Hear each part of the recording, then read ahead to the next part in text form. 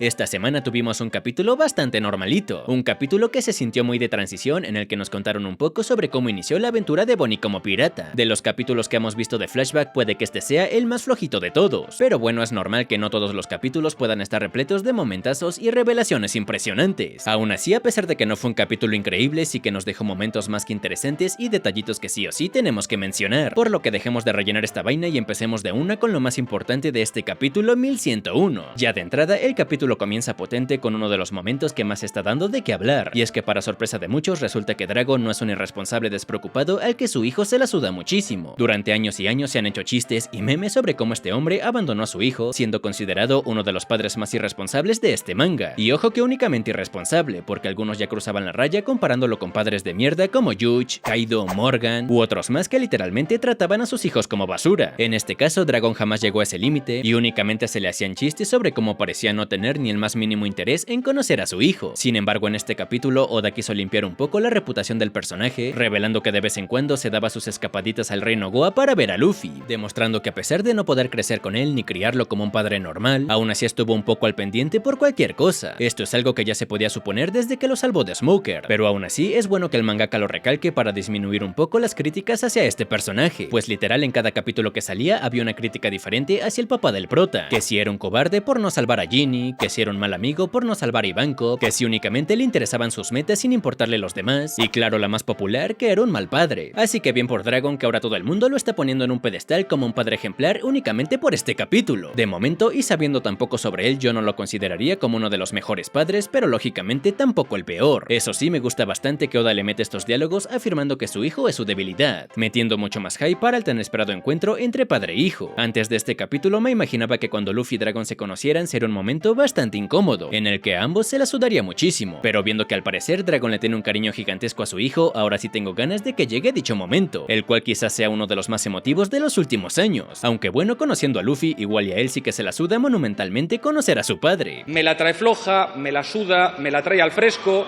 me la pela, me la reflanflinfla, me la bufa. Pasando a otra cosa, podemos ver a Kuma observar al prota y aunque no cruzaron ni una sola palabra, quiero pensar que Kuma ya sabía que dicho pibe era o podía convertirse en el mismísimo Nika. Más adelante en el capítulo podemos ver a Kuma decir que el cuerpo de Nika parecía ser de goma, y justamente aparece frente al prota mientras perfecciona sus técnicas de goma. Bastante evidente, por lo que si este es el caso y Kuma se dio cuenta que Luffy podía volverse Nika, ahora tendría mucho más sentido el por qué hizo tantas cosas para salvar a los Mugiwaras. Literalmente utilizó sus últimos momentos con vida para asegurarse que el héroe de la liberación que podría salvar a las personas siguiera con vida, depositando sus sueños y esperanzas en la familia Monkey D, sabiendo que si Dragon no derrocaba al gobierno, quizás su hijo sí que podría hacerlo. Pero bueno, después de su visita express, Kuma se alejaría de la isla para seguir con sus misiones del gobierno mundial. Esta parte del capítulo me pareció un poco decepcionante por las expectativas creadas la semana pasada, en la que se especulaba mucho sobre la misión de Kuma, pareciendo que sería algo realmente importante, solo para enterarnos que era una misión chafísima de rescatar un barco de relleno. Muy triste la verdad, pero bueno, esto es culpa del fandom por hacernos chaquetas mentales sobre escenarios super épicos que claramente eran muy improbables. Ahora bien, la parte intermedia del capítulo fue la más normalita, donde sinceramente no tengo mucho que destacar. Lo más relevante sería ver cómo la mugrosa del Cypherpole destruía las cartas que le mandaban a Bonnie, una acción que si bien no es la más despiadada o cruel de la historia, aún así la coloca dentro de los personajes más odiados de este arco. Afortunadamente, el coraje no duró demasiado, ya que unas páginas después le darían tremenda chinga, dejando uno de los golpes más satisfactorios de los últimos tiempos. Y justamente en este golpe me gustaría centrarme, pues es más que evidente que el protagonismo del capítulo se lo terminó llevando la fruta de Bonnie. Después de ver semejante puño y como únicamente usando la imaginación Bonnie modifica su cuerpo para imitar a Nika, el fandom entero se volvió loco asumiendo que si puede hacer esto con 9 años, entonces entrenando un poco más la fruta podría hacer locuras que la volverían una de las mujeres más rotas de toda la serie. Entiendo perfectamente por qué esta fruta está dando tanto de qué hablar, y es que el mangaka no se ha tomado el tiempo para explicarnos cómo funciona la Toshi Toshi. Cuando la conocimos en Shabondi, la fruta se limitaba únicamente a modificar la edad del usuario o de otras personas, una fruta que ya solo con eso era bastante peligrosa. Años después, en el arco de Egghead se nos reveló que dicha habilidad se puede utilizar en cualquier objeto para desgastarlo y dejarlo inservible. Sin embargo, la habilidad más extraña que tiene esta fruta sería la distorsión del futuro. Esta técnica fue utilizada por primera vez en el capítulo 1072 y pasó sin pena ni gloria. La vimos hincharse un poco para golpear al viejo y listo, nadie habló más sobre el tema hasta esta semana. Parece ser que esta habilidad le permite usar su imaginación para imitar el cuerpo o las habilidades de lo que ella sabe de Nika, y justamente en esta parte de la imaginación está el problema y lo que está causando tanto alboroto. Al no poner un límite o no explicarnos cómo funciona realmente esta técnica, ha hecho que mucha gente posiblemente se piense que Bonnie es capaz de imitar cualquier habilidad de fruta del diablo, o literalmente distorsionar el futuro de las demás personas únicamente imaginándolo. Eso querría decir que si a Bonnie se le antoja, podría imaginar un futuro en el que ella es la mujer más fuerte del mundo e igualar la fuerza que tiene la gorda. Podría imaginar un futuro en el que es la persona más rápida y superar la velocidad de Kizaru. Podría imaginar un futuro en el que se vuelve gigante como hemos visto con la fruta del prota. Quizá pudo imaginar un futuro en el que se curaba de su enfermedad sin necesidad de cirugía. Y si llegara a afectar a otras personas, podrá imaginar un futuro en el que su padre no pierde sus recuerdos. Lógicamente todo esto es absurdamente roto, y dudo mucho que Oda le dé una habilidad tan rota que no tenga límites. Eso que se está hablando de poder imitar cualquier poder de fruta del diablo me parece demasiado. Quiero pensar que la distorsión del futuro únicamente afecta a su cuerpo para modificar algún rasgo aumentando o disminuyendo su tamaño, pero de eso a que pueda convertirse en dragón de la nada o lanzar fuego como si tuviera la mera